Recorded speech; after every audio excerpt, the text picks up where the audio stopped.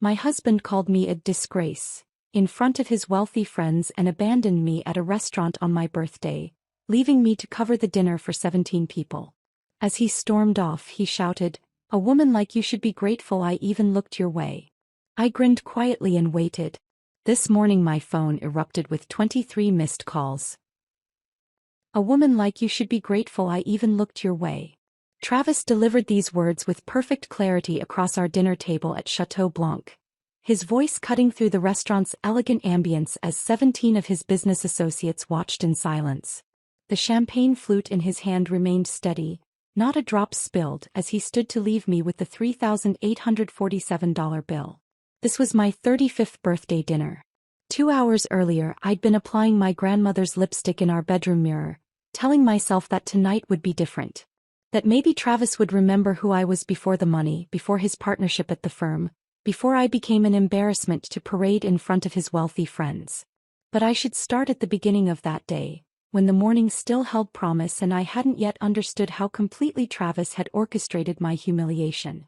I woke at 5:30 a.m. as I had every morning for the past 2 years since Travis made partner. The alarm never woke him anymore. He'd trained himself to sleep through it, knowing I would slip out of bed to begin the ritual that our marriage had become. First, the Italian espresso machine that cost more than most people's rent. 14 seconds to grind the beans, not 13, not 15. Water heated to exactly 200 degrees. The Venetian demitasse cups his mother had given us as a wedding present, warmed with hot water before pouring. Our kitchen was a monument to everything Travis believed mattered. Marble countertops from a quarry in Carrara that he'd mention casually at dinner parties. A sub-zero refrigerator that could connect to his phone, though he'd never bothered learning how. The 8-burner Viking range that I used to make his single cup of coffee each morning, because Travis insisted fresh beans should be ground for each serving. I moved through this space I could never quite think of as mine, remembering the galley kitchen in our first apartment where we'd dance while waiting for pasta water to boil. Back then, Travis would wrap his arms around me from behind while I stirred sauce, telling me about his day at the firm when he was still an associate with dreams instead of a partner with demands. Now he took his espresso standing by the floor-to-ceiling windows, reviewing market reports on his phone while I existed somewhere in his peripheral vision. "Remember, we have the Washingtons tonight," he said that morning, my birthday morning, without looking up. "Wear the black Armani. And do something about your hair." The Washingtons. I'd forgotten about them entirely, lost in the foolish hope that my birthday might warrant a dinner with just the two of us. But Travis had been courting their portfolio for months, and apparently my birthday provided the perfect opportunity for another business dinner disguised as a social occasion. By 7:15 a.m., I was pulling into the parking lot at Lincoln Elementary, trading marble and espresso machines for construction paper and coffee that tasted like burnt rubber but was made by people who smiled when they saw me. My third-grade classroom was a different universe entirely. 28 desks in various states of chaos, walls covered with times tables and drawings of families that sometimes included too many legs on the dog. This was where Savannah Turner still existed, even if the nameplate on my desk read Mrs. Mitchell. "Happy birthday, Mrs. Mitchell." Sophia launched herself at my legs the moment I entered the classroom, followed by a chorus of 8-year-old voices that had somehow discovered my secret. "How did you all know?" "We're detectives," announced Michael, proudly displaying the calendar where he'd circled today's date in red marker. "Plus, you told us last month when we were talking about birthdays." They'd made cards during their free reading time apparently. 28 pieces of construction paper with glitter that would haunt my classroom for weeks, covered in misspelled declarations of love and drawings where I appeared to have either very long arms or very short legs, depending on the artist's perspective.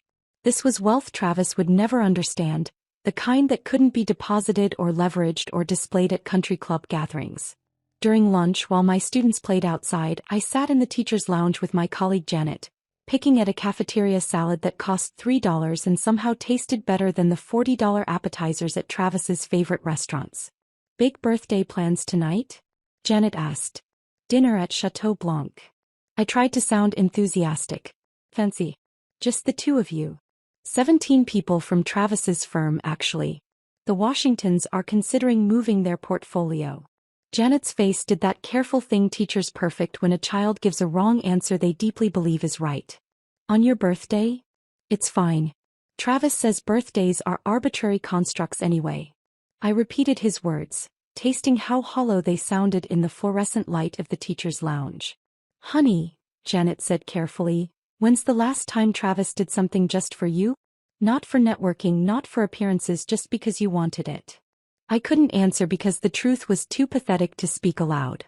Every gesture, every gift, every dinner came with strings attached to his career advancement or social positioning. The tennis bracelet he'd given me last Christmas was because Marcus's wife had commented on my simple jewelry at the company gala. The weekend trip to the Hamptons was to attend a client's daughter's wedding. Even our anniversary dinner had included 2 potential investors who just happened to be at the same restaurant. After school, I stopped at home to change for dinner, choosing a dress Travis hadn't pre-approved. It was red, knee-length, something I'd bought before we were married when I still chose clothes based on how they made me feel rather than what message they sent about Travis's success. I stood in front of our bedroom mirror, applying my grandmother's lipstick, a shade of coral she'd worn every day of her adult life. For my brave girl, I whispered to my reflection, clasping her emerald earrings. They were small, probably worth less than the parking fee at Chateau Blanc, but they were real. She'd worn them through the depression, through my grandfather's death, through the cancer that eventually took her. Wear these when you need strength, she told me. Tonight, surrounded by Travis's colleagues who would look through me while calculating my husband's net worth, I would need all the strength those tiny emeralds could provide. The drive home from school that day took me past the Riverside Country Club, its manicured hedges standing like green soldiers against the September sky. My membership card was in my wallet, a piece of plastic that granted access to a world where I'd never belong, no matter how many times Travis insisted I attend the monthly spouse luncheons. The next one was tomorrow, and my stomach tightened at the thought. The luncheon arrived with unseasonable heat that made my department store dress cling uncomfortably as I walked through the club's oak doors. The main dining room had been arranged with round tables covered in cream linens, each centerpiece a careful arrangement of white roses that probably cost more than my weekly groceries. Patricia Rothschild stood near the bar, her Hermes bag catching the light as she gestured to Jennifer Cross, both of them laughing at something on Jennifer's phone. I chose a seat at their table because Travis had specifically instructed me to cultivate these relationships. Patricia's husband controlled a hedge fund that Travis desperately wanted to manage, and Jennifer's family connections could open doors throughout the Northeast Corridor. As I approached, their conversation stopped abruptly, smiles appearing like masks sliding into place. "Savannah, how lovely," Patricia said, air kissing somewhere near my left ear. "That dress is so cheerful." "Target. Nordstrom Rack, actually." I kept my voice light, refusing to apologize. "How practical. I wish I could pull off that kind of shopping." Her tone suggested she'd rather wear burlap than set foot in a discount store. The waiter arrived with wine selections, and Patricia ordered a bottle of Camus that I knew cost $300 because Travis had ordered it last week to impress clients. As the burgundy liquid filled our glasses, Patricia's hand somehow slipped, sending a cascade of red wine directly onto my lap. The gasp she produced deserved an Academy Award. "Oh no. Your sweet little dress." She pressed napkins against the spreading stain with enough force to ensure the wine penetrated every fiber. "This is entirely my fault. Jennifer, don't you have something in your car?" Jennifer's eyes lit up with false concern. "I do have my gym clothes. They're designer athletic wear, but they might work in a pinch." I stood there, wine dripping onto the pristine marble floor, while every woman in the room turned to watch. Some with sympathy, most with the kind of satisfied look that comes from witnessing someone else's humiliation. Patricia continued her performance, calling for club soda and more napkins, ensuring maximum attention to my ruined dress. In the bathroom, I tried to salvage what I could with paper towels and hand soap, but the stain had set into a purple map across my stomach and thighs. Through the door, I heard Patricia's voice carrying from the hallway. "Poor thing. Travis really did marry his charity case, didn't he? You can dress them up, but breeding always shows." "She tries so hard," Jennifer added with mock sympathy. "Last month she actually suggested we should do a fundraiser for public school teachers. As if that's what our philanthropy committee is for. Travis must be mortified. Imagine having to bring her to firm events." I stayed in that bathroom stall for 20 minutes, sitting fully clothed on the toilet seat, staring at the wine stain that looked like blood in the fluorescent light. When I finally emerged, the luncheon had moved on to the salad course. I made my excuses about a teaching emergency and left, driving home in a dress that reeked of alcohol and shame. That evening, Travis barely looked up when I told him about the incident. "Patricia can be clumsy," he said, returning to his laptop. "Maybe wear something less prone to staining next time." 4 months before my birthday, everything shifted, though I didn't recognize it at the time. It was a Thursday afternoon, and I'd come home early with a migraine that had started during fourth period. Travis's car wasn't in the garage, which made sense because he'd told me he was flying to Boston for a client meeting. I was carrying his suits to our bedroom closet when the receipt fell from his jacket pocket, fluttering to the floor like an autumn leaf. La Bernardine. The date was yesterday when he was supposedly in Boston. The timestamp showed 8:47 p.m., around when he texted me about being exhausted from client presentations. The bill was for 2 people. Oysters. Champagne. The chocolate soufflé he always said was too rich for his taste. My hands trembled as I examined his collar, finding a lipstick mark the color of fresh plums, nothing like my coral shade or the nude tones I sometimes wore. It was deliberate, that mark placed where any wife doing laundry would find it. The perfume clinging to the fabric wasn't mine either. Something musky and expensive that made my stomach turn. I photographed everything with my phone, creating a folder I labeled tax documents, in case Travis ever went through my photos. Then I carefully returned the receipt to his pocket, hung the suit exactly as I'd found it, and spent the next hour vomiting in the guest bathroom, my body rejecting the truth my mind couldn't yet process.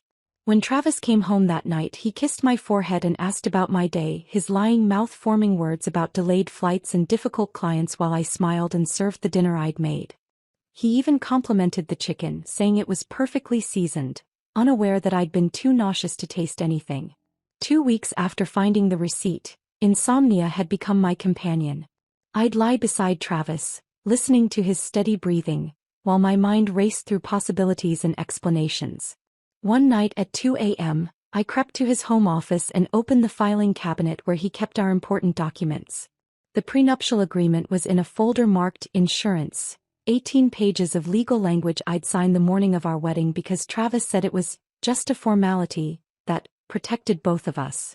Reading it by the light of my phone, I discovered clauses I'd never noticed in my wedding day haze. Most of it protected Travis's assets, ensuring I'd leave the marriage with little more than I'd brought to it.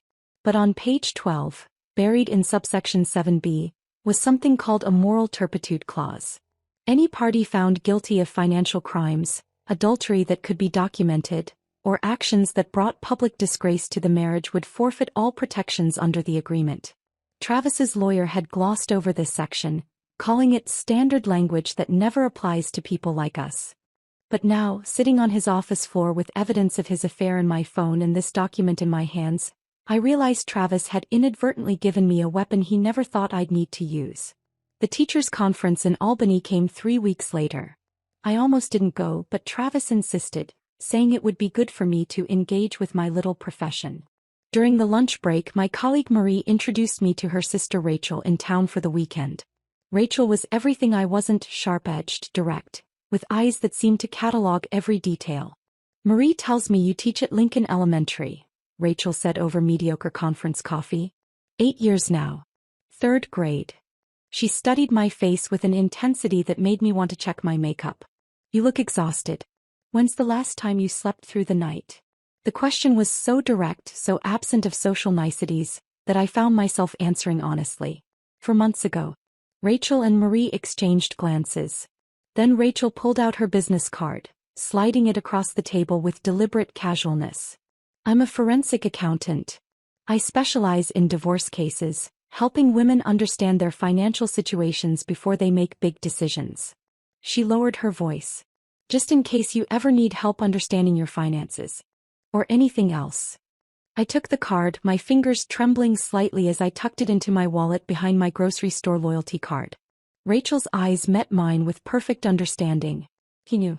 Without my saying a word, she knew exactly why I hadn't slept in 4 months, why my hands shook, why I was sitting at a teacher's conference looking like a ghost of myself. "Knowledge is power," she said simply. "And sometimes we need power more than we need sleep." Rachel's business card lived in my wallet for exactly 3 days before I called her. I sat in my car during lunch break watching third graders play kickball through the chain-link fence, and dialed the number with fingers that wouldn't stop shaking. "I need help understanding my finances," I said when she answered, the words tumbling out before I could lose my nerve. "Can you meet me at the coffee shop on Elm Street after school? Bring your last 3 bank statements if you can access them safely." The words stuck with me as I drove home that afternoon, knowing I had exactly 40 minutes before Travis returned from his racquetball game with Marcus. I printed the statements from our joint accounts, my hands moving quickly through his filing system, photographing everything with my phone as backup. The numbers blurred together, deposits and withdrawals I didn't recognize, transfers to accounts I'd never heard of. The doorbell rang just as I was closing the filing cabinet, making my heart pound so hard I thought it might break through my ribs. Through the peephole, I saw a woman in a black suit holding a garment bag, her smile as practiced as her posture. "Mrs. Mitchell? I'm Vivian from Styled Excellence. Your mother-in-law arranged for me to help you prepare for your birthday celebration." Eleanor Mitchell's gift had arrived. I opened the door to find not just Vivian but an assistant wheeling in 2 racks of clothes and what appeared to be a makeup case that could stock a department store. They set up in my living room with the efficiency of an invasion force, transforming the space into a boutique dressing room. "Mrs. Mitchell specifically requested that we ensure you're properly styled for such an important occasion," Vivian said, her eyes already cataloging everything wrong with my appearance. She mentioned there would be significant people attending. She circled me with a measuring tape, calling out numbers to her assistant who typed frantically on an iPad. The way she lifted my arms, pinched the fabric of my shirt, and clicked her tongue at my hair made me feel like a mannequin being assessed for disposal. "Have you considered lip fillers? They would balance your facial proportions beautifully. And perhaps some subtle work around the eyes? Dr. Morrison is excellent with mature skin." Mature skin. I was 34. We'll also need to discuss foundation garments. Proper undergarments can take years off your appearance and create the silhouette these dresses require. She held up a dress that appeared to be made entirely of architectural wire and wishful thinking. This would be stunning with the right support system. For 2 hours I stood there while they dressed and undressed me like a doll, discussing my body as if I weren't inhabiting it. Too soft here, too angular there, skin that needed evening, hair that required professional intervention. By the time they left, promising to return with better options, I felt hollow, scraped clean of whatever confidence I'd been building since taking Rachel's card. I met Rachel at the coffee shop still feeling like my skin didn't fit properly. She took one look at my face and ordered me a large coffee with extra sugar. Bad day. My mother-in-law sent a stylist to fix me for my birthday dinner. Rachel's expression hardened. "Let me guess, you need to look appropriate for the important people?" 17 important people apparently. I pulled out the bank statements, spreading them across the small table. Travis planned my entire birthday dinner without telling me. I found the email confirmation on our shared calendar this morning. Rachel studied the guest list I'd written down, her fingers stopping at one name. Amber Lawson? His secretary. She's very efficient. Always works late when Travis needs her. The look Rachel gave me could have peeled paint. She turned to the bank statements, her forensic accountant mind already working through the numbers. Her finger traced patterns I couldn't see, connections that made her frown deepen with each page.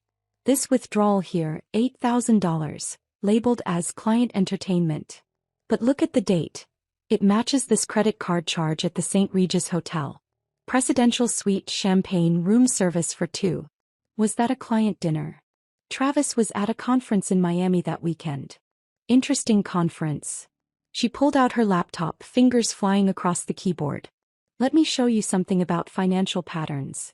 For the next hour, Rachel taught me to read my own life through bank statements. The business expenses that aligned with jewelry store purchases. The client gifts that matched charges at La Perla Lingerie. The monthly transfers to an account that wasn't mine, wasn't ours, but somehow drew from our joint funds. "He's spending about $12,000 a month on someone who isn't you," Rachel said quietly. "That's more than your annual teaching salary going to maintain what appears to be a very comfortable parallel life." The coffee shop suddenly felt too small, too warm. I excused myself to the bathroom and stood at the sink, splashing cold water on my face while my reflection stared back with eyes that finally understood. My marriage wasn't failing. It had never existed. I was a prop in Travis's performance of success, a supporting character whose role was to be grateful for the part. When I returned, Rachel had pulled up information about secured credit cards. You need something in only your name. Your teacher's credit union can set you up with one based on your salary alone. Start small, build your own credit history separate from his. Document everything, every charge, every humiliation, every piece of evidence. My sister Emma won't be invited to my birthday dinner, I said suddenly. Travis says she doesn't fit the image we're cultivating. She's an emergency room nurse who saves lives every day, but apparently that's too working class for Chateau Blanc. Rachel's hand covered mine across the table. Then Emma is exactly who you need in your corner. The people Travis excludes are the ones who'll help you survive this. 3 days before my birthday I decided to test something. We were having dinner at home, a rare evening when Travis wasn't entertaining clients or at the club.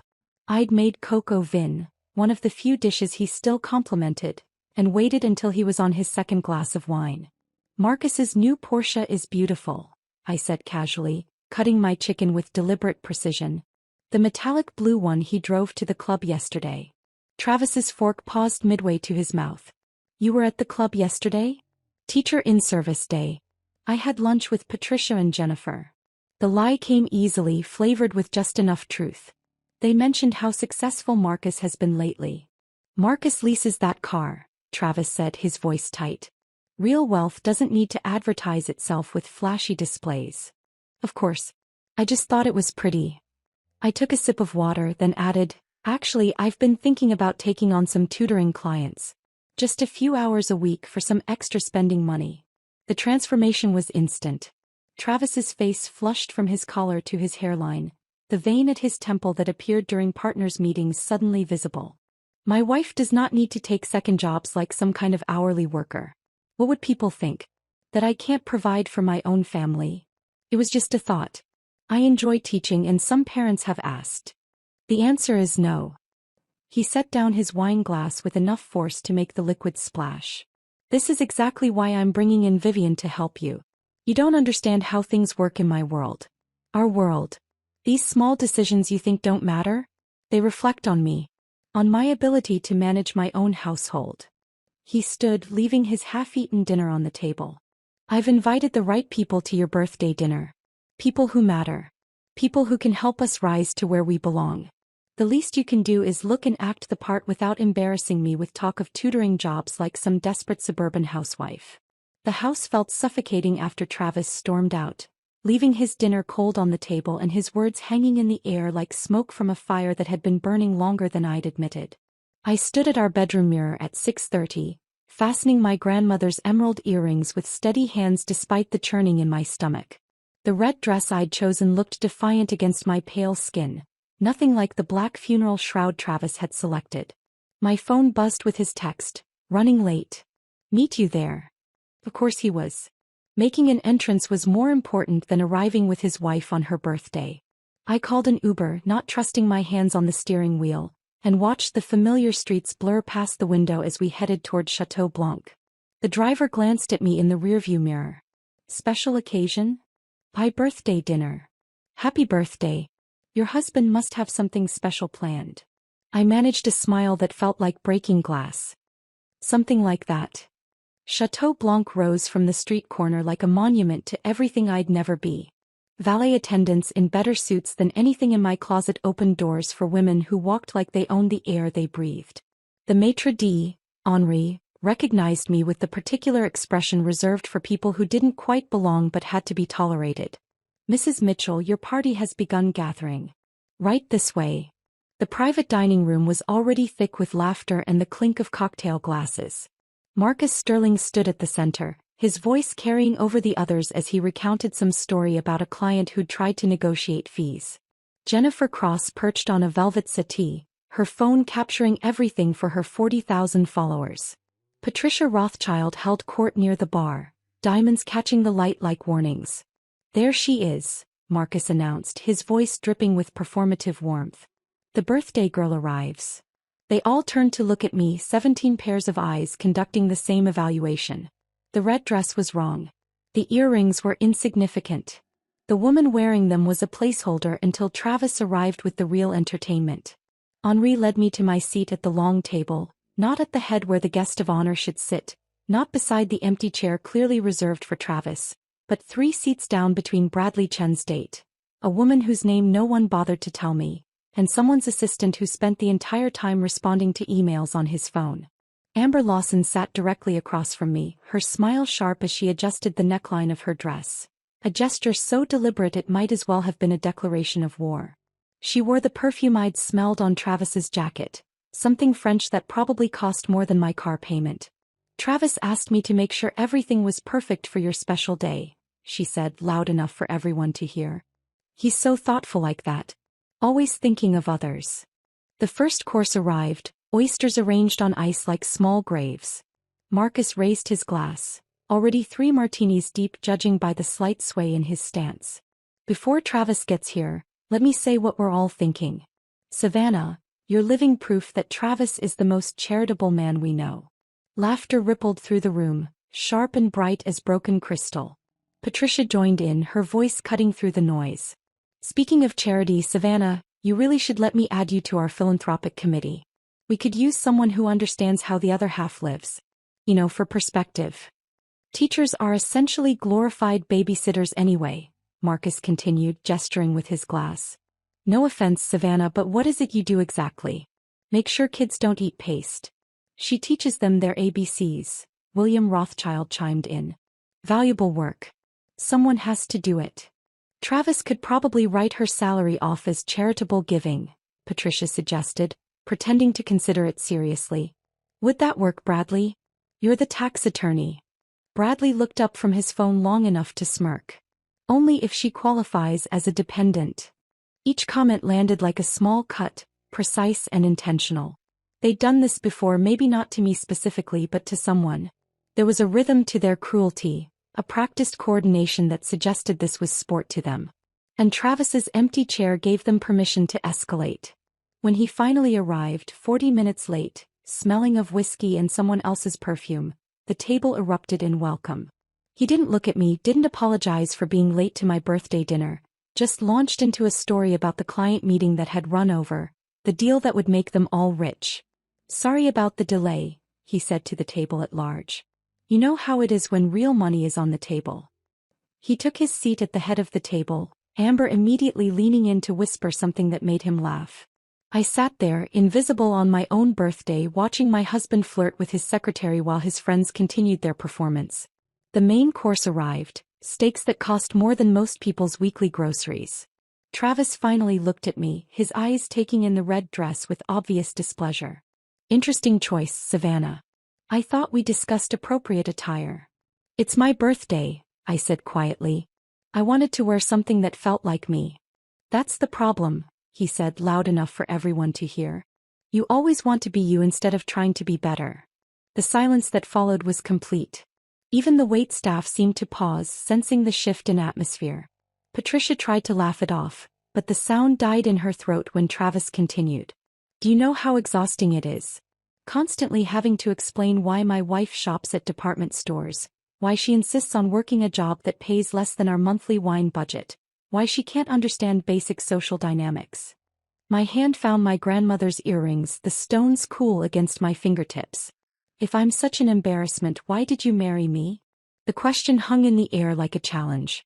Travis's face darkened, the vein at his temple visible even in the soft lighting. He stood slowly, deliberately, his chair scraping against the marble floor. Because I thought I could fix you. Polish you up, teach you how to belong. But class isn't something you can learn, is it?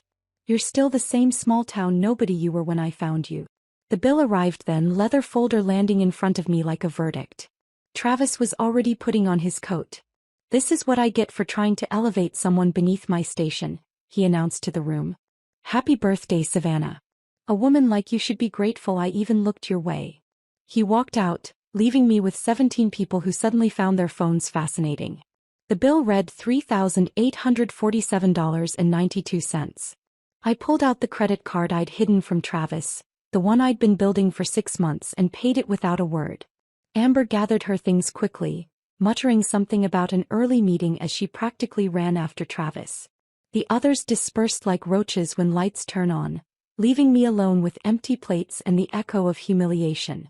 Henry's card was still in my coat pocket when I walked out of Chateau Blanc, the valet avoiding eye contact as he hailed me a cab.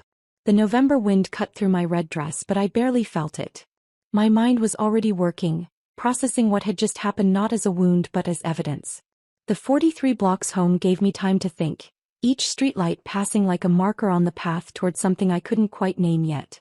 When I reached our building, Travis's Audi was already in the garage, parked at an angle that suggested he'd been drinking more after leaving the restaurant. I found him in his study, passed out in his leather chair with a half-empty bottle of Macallan on the desk. His phone lay beside him, screen up, notifications from Amber lighting it up every few seconds. I texted Rachel from the bathroom. "He's unconscious. Can you come now?" 20 minutes later, she slipped through our front door like a shadow, carrying a laptop bag and wearing dark clothes that made her look like a very organized burglar. She took one look at Travis, snoring in his chair, and nodded toward his computer. "How long will he be out?" "Based on the bottle, at least 3 hours. Maybe more." She sat at his desk, fingers flying across his keyboard with the confidence of someone who'd done this before. "Most people use the same passwords for everything. Let me guess, his birthday? Anniversary? No, wait. Men like Travis use dates that matter to them. The day he made partner." I watched the login screen accept her third attempt. "How did you know?" "Because narcissists are predictable. They choose passwords that celebrate themselves." The screen filled with folders, organized with the same precision Travis brought to everything except his marriage. Rachel clicked through them methodically, her expression growing darker with each discovery. She plugged in a USB drive, copying files while I kept watch at the door. "Look at this," she whispered, turning the screen toward me. An email thread with someone named Christine, dated 3 months ago. Travis had written, "Savannah still thinks I'm at client dinners. The woman would believe anything if you said it with enough authority. Last night she actually ironed my shirt for my meeting with you." My stomach turned, but Rachel was already moving to another folder. "Exit strategy," labeled with last month's date. Inside were spreadsheets showing money movements, transfers to accounts in the Caymans, property evaluations for assets I didn't know we owned. A draft email to a divorce attorney outlining his plan to claim I was mentally unstable, that my paranoid delusions about affairs made me an unfit spouse. "He's been planning this for months," Rachel said, copying everything. "But look here, he's sloppy. These transfers? They're from client accounts. He's moving their money through offshore accounts before bringing it back as investment returns. That's wire fraud." The next morning, I called the number Henri had discreetly written on his card. He answered on the first ring, his accent thicker over the phone. "Mrs. Mitchell, I hoped you would call. You said you had security footage?" "Multiple angles. The dining room, the entrance, even audio from the table microphones we use for training purposes. What happened to you last night? In 30 years of service, I've never seen such cruelty." We met at a coffee shop near the restaurant. Henri arrived with a tablet, looking around nervously before sitting across from me. He pulled up the footage, and suddenly I was watching my humiliation from the outside. The image was crystal clear, every word Travis said perfectly audible. "I've seen him do this before," Henri said quietly. "To business partners, to employees, but never to his own wife. There was a waiter, James, who spilled wine on Mr. Mitchell's jacket 2 years ago. Your husband had him fired, blacklisted from every restaurant in the city. James works construction now. Why are you helping me?" Henry's eyes softened. "Because someone should have helped you long ago. And because my daughter." He paused, choosing his words carefully. "My daughter married a man like your husband. By the time she gathered the courage to leave, she had no evidence, no support. The court believed him, not her." He transferred the files to my phone, then handed me a written statement he'd already prepared, detailing what he'd witnessed. "If you need other witnesses, 3 of my servers have agreed to testify. They were appalled by what they saw." 2 days later, I sat across from Margaret Chin in a tiny cafe she'd chosen, one where no one from Travis's world would ever venture. She looked different from the last time I'd seen her at a firm event. Healthier, stronger, like she'd recovered from a long illness. Bradley destroyed me in our divorce, she said without preamble. But Travis was the architect. He coached Bradley on exactly what to say, which doctors to reference, how to make me look unstable. I have the emails to prove it. She slid a folder across the table, her hands perfectly steady. Travis billed Bradley for the consultation. $50,000 for destroying my life, itemized as legal services. But here's what they didn't know. I recorded Bradley practicing his testimony. Travis's voice is clear as day, telling him which words would trigger custody concerns. Why didn't you use this before? Because I was scared. Broken. It took me 2 years of therapy to even look at this evidence again. But when I heard what he did to you on your birthday, I knew it was time. She met my eyes directly. Travis Mitchell has destroyed enough women. It ends with us. That evening, Rachel came over with her laptop and a box of documents. We spread everything across my dining room table while Travis attended another poker night. The evidence was overwhelming when laid out together. Bank statements showing patterns of embezzlement. Emails documenting affairs and asset hiding. Henry's footage of my public humiliation. Margaret's recordings of Travis coaching perjury. This is what I found in the client accounts, Rachel said, pulling up a spreadsheet. Mrs. Adelaide Morrison, age 83, has service fees of $500 monthly that don't appear on her statements. Mr. George Whitman, 78, has been charged for portfolio management on accounts that haven't been traded in years. Small amounts from 17 different elderly clients. How much total? $2.3 million over 5 years. He's been careful, keeping each theft below reporting thresholds. But together, it's a pattern that screams elder financial abuse. I stared at the numbers, thinking of Mrs. Morrison, who'd sent us a Christmas card last year thanking Travis for managing her late husband's estate. She'd trusted him with everything she had, and he'd been stealing from her monthly, probably assuming she'd die before noticing. We have enough, Rachel said quietly. Financial crimes, adultery with documentation, emotional abuse on video, conspiracy to commit perjury. Any one of these would trigger the moral turpitude clause in your prenuptial agreement.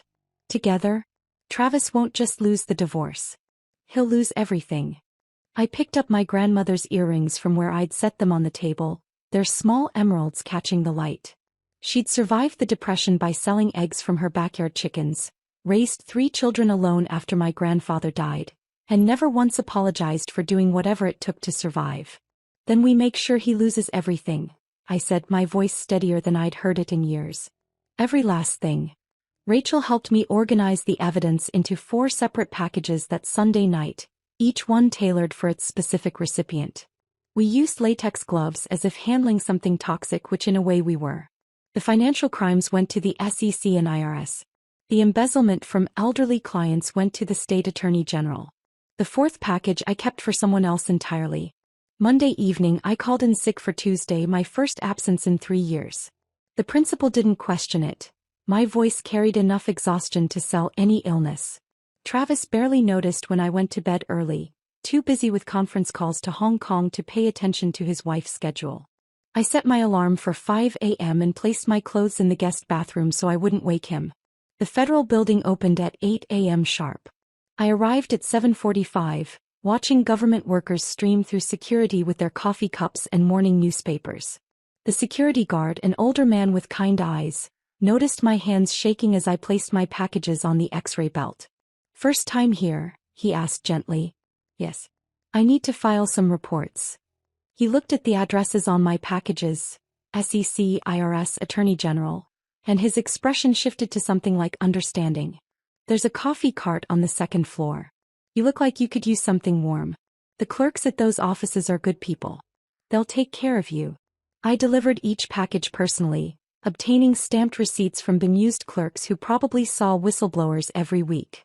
The IRS clerk, a woman with steel gray hair and reading glasses on a chain, actually patted my hand. "These cases take time," she said quietly. "But we do investigate every credible report."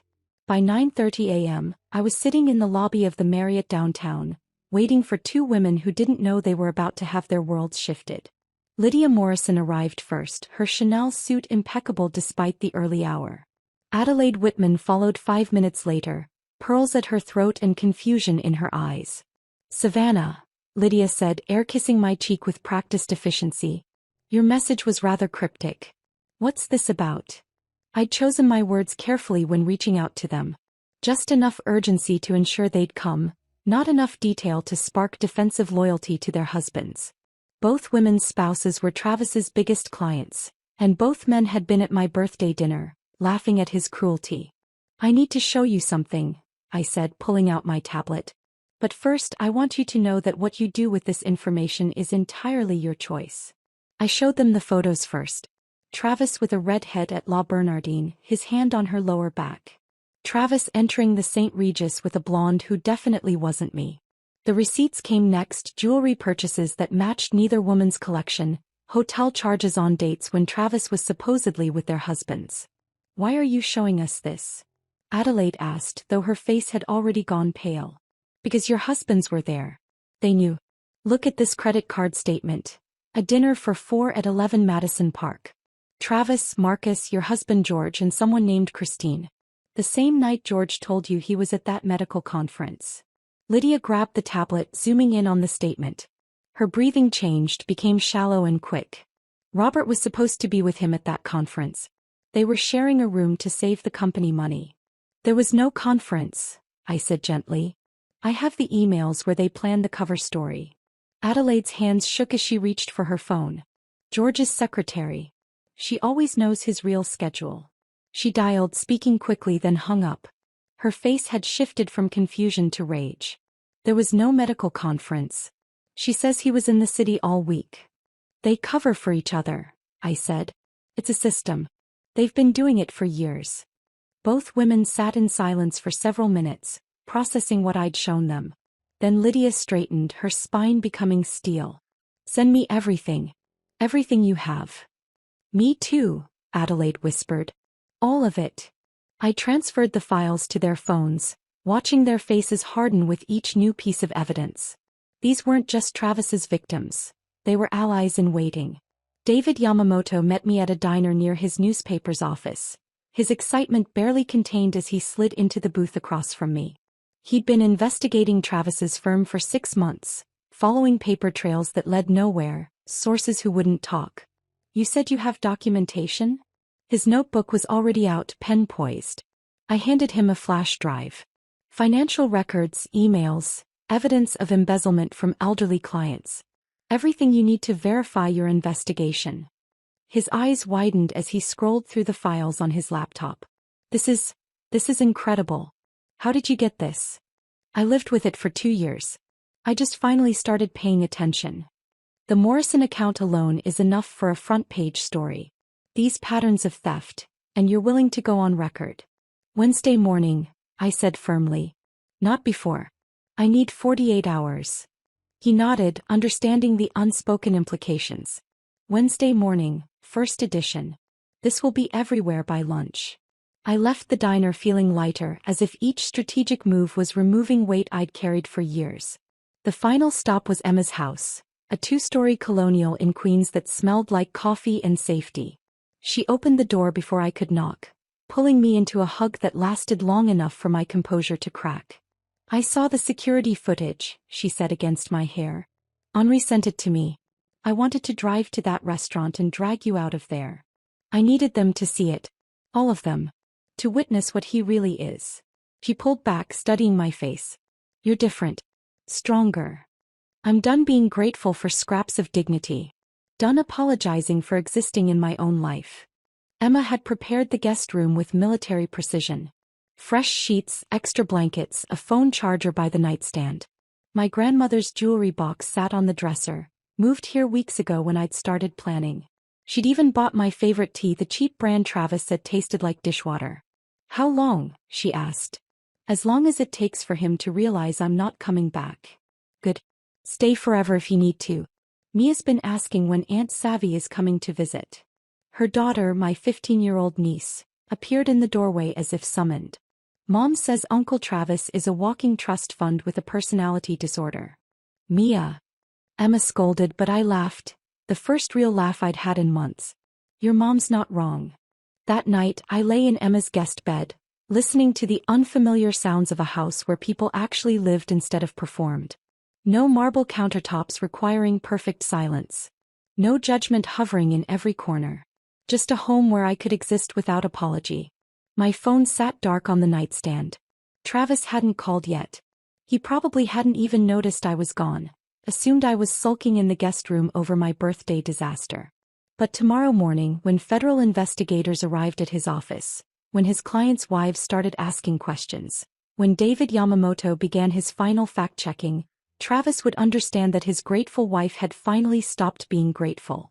The silence of Emma's guest room shattered at 4:47 a.m. when my phone erupted with notifications.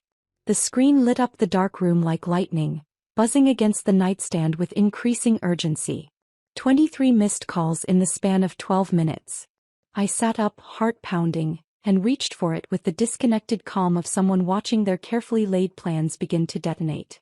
The first voicemail was Travis at 4:35 a.m., his voice tight with confusion. "Savannah, where are you? There are federal agents at my office. They're taking computers. Call me immediately." The second, 3 minutes later, rage beginning to creep in. "What did you do? Whatever you think you're accomplishing here, stop it now. We can discuss this like adults."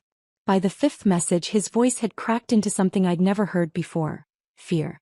"They're freezing the accounts. All of them. My clients are calling.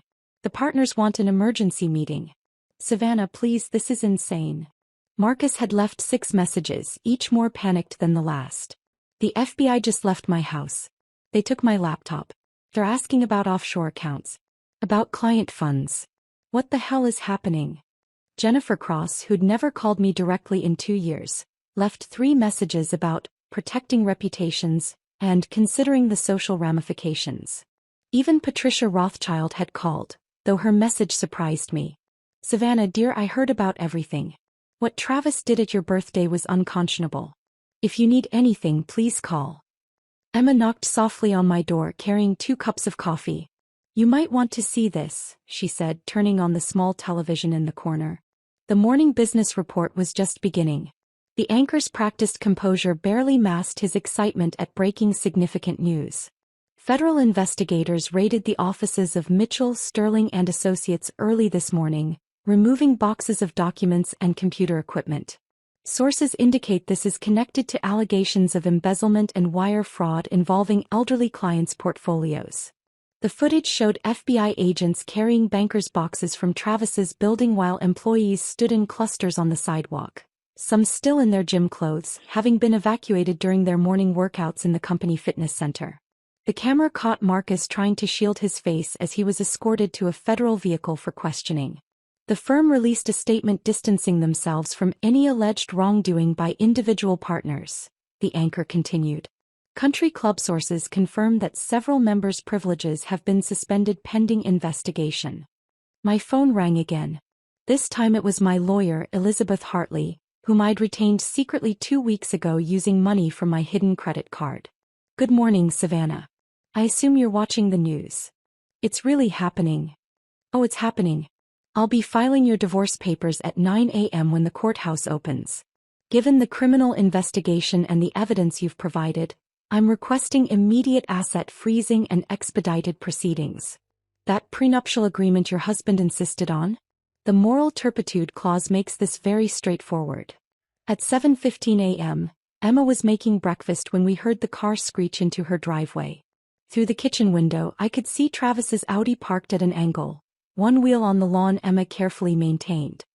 He emerged looking like a stranger, his usually perfect suit wrinkled beyond recognition, his face unshaven, his hair standing at angles that suggested he'd been running his hands through it repeatedly. "Stay upstairs," Emma said firmly. "I'll handle this." But I needed to see him. Needed to witness this moment I'd imagined so many times while lying beside him in our cold bed. I stood at the top of the stairs, just out of sight, listening. Travis pounded on the door with both fists.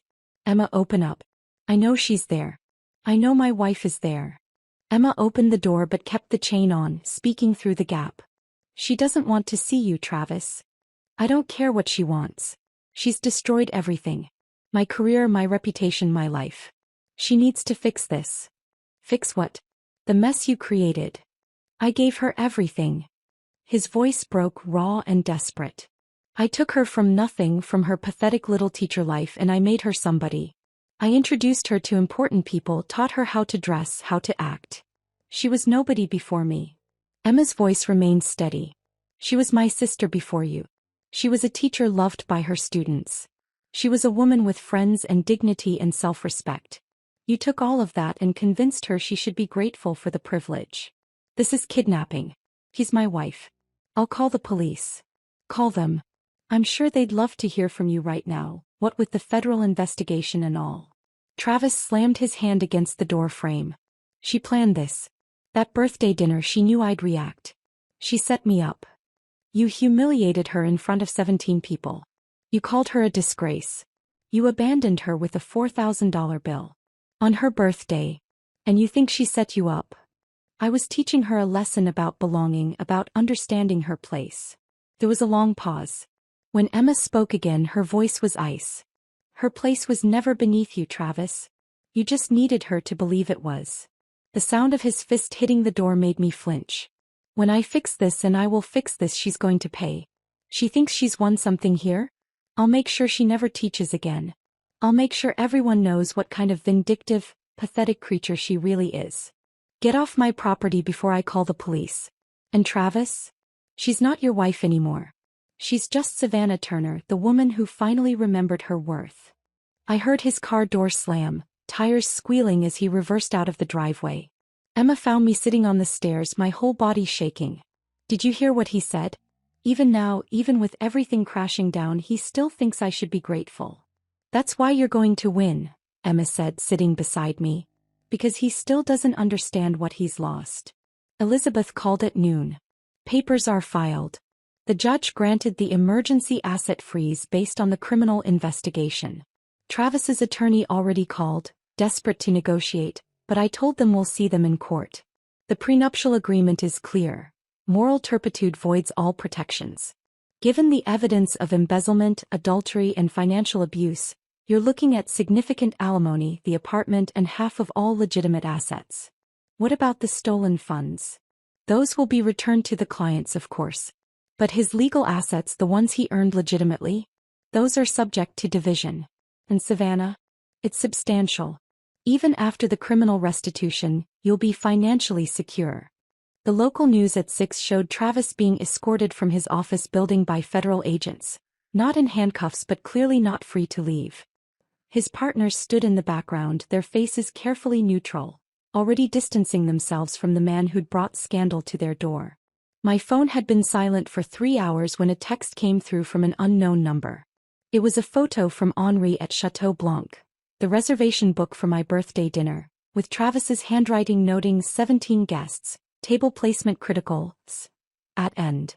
He'd planned even where I would sit, ensuring my humiliation would be visible to everyone.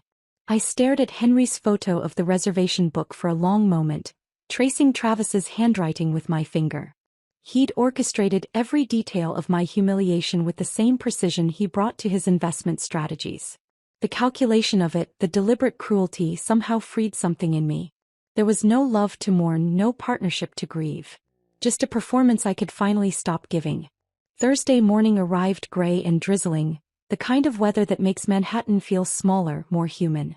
I dressed carefully in my red dress, the same one from my birthday, cleaned and pressed, and took the subway to Chateau Blanc. The doorman recognized me immediately, his eyes widening with something between sympathy and respect. Madame Turner, he said, using my maiden name though I hadn't told him about the filing. Welcome back. The restaurant was quieter during breakfast service, sunlight filtering through windows I hadn't noticed during that nightmare dinner. Henri appeared before I could ask for him, leading me to a small table by the window, the same section where I'd been humiliated but transformed by daylight into something almost peaceful. Your coffee, he said, placing a cup in front of me without my ordering. And please, this is on the house. Always. Henri, I can't. You must understand something, he interrupted gently. After what happened here, 3 of my servers threatened to quit if we continued serving Mr. Mitchell. The owner reviewed the footage himself and made a decision. Your former husband is permanently banned from this establishment. We do not serve people who treat others as he treated you. An elderly woman at the next table leaned over slightly. Excuse me, dear.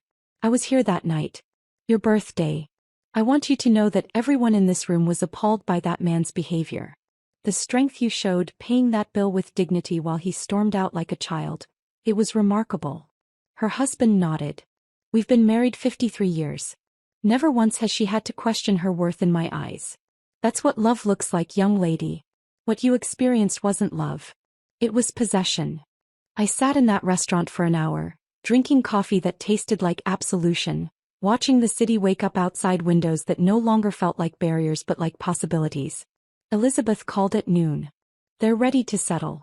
Can you be at my office by 2? The conference room in Elizabeth's law firm felt different from Travis's world of marble and intimidation. This was practical luxury.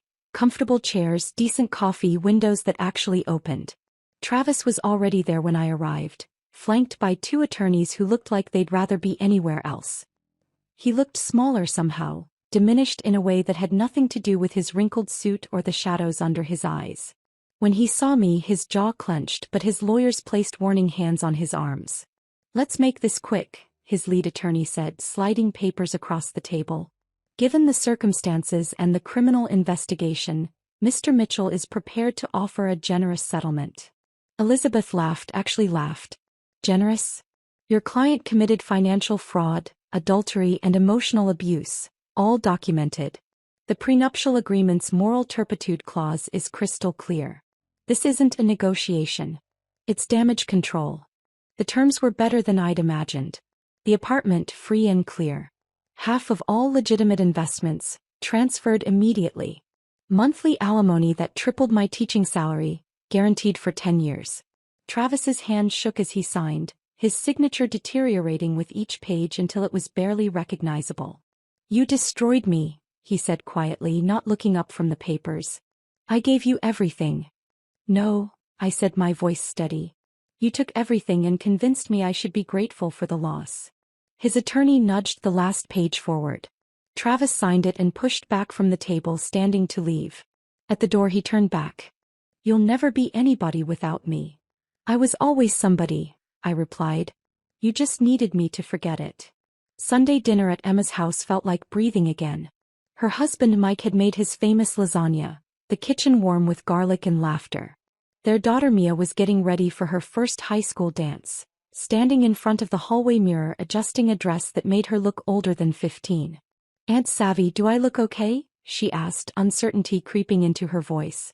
I stood behind her, meeting her eyes in the mirror. Then I reached into my purse and pulled out my grandmother's emerald earrings, the ones that had witnessed my humiliation and survival.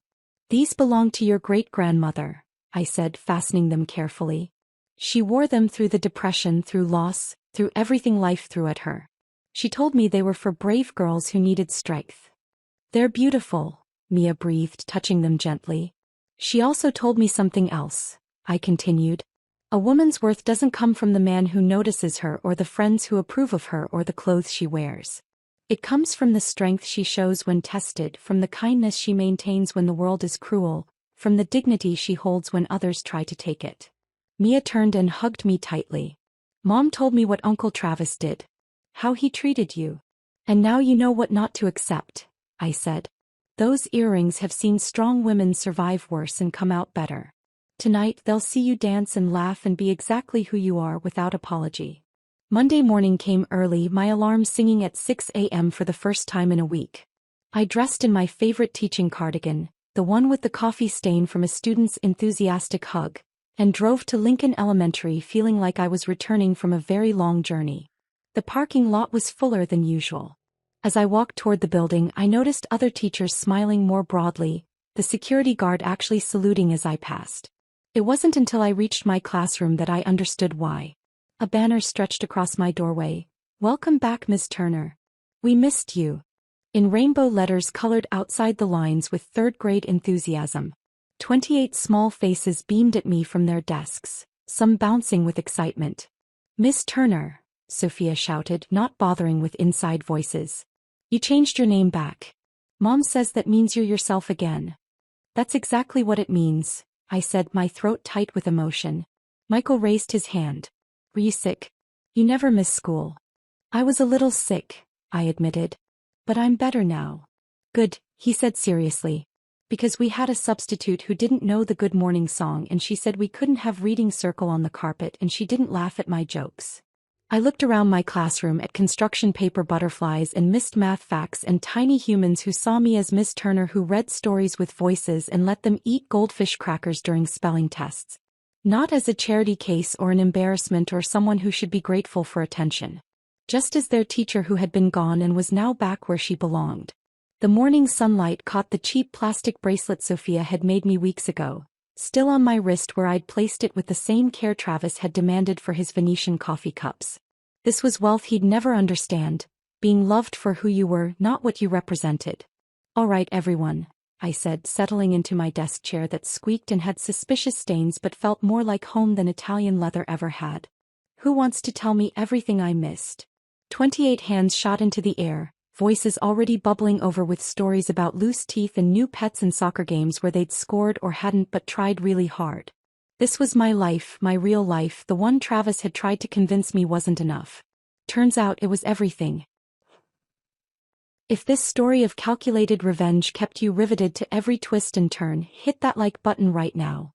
My favorite part was when Savannah walked back into Chateau Blanc wearing that same red dress, holding her head high while Henri told her Travis was permanently banned. What was your most satisfying moment? Share it in the comments below. Don't miss more gripping stories of betrayal, redemption, and sweet justice. Subscribe and hit that notification bell so you never miss an upload.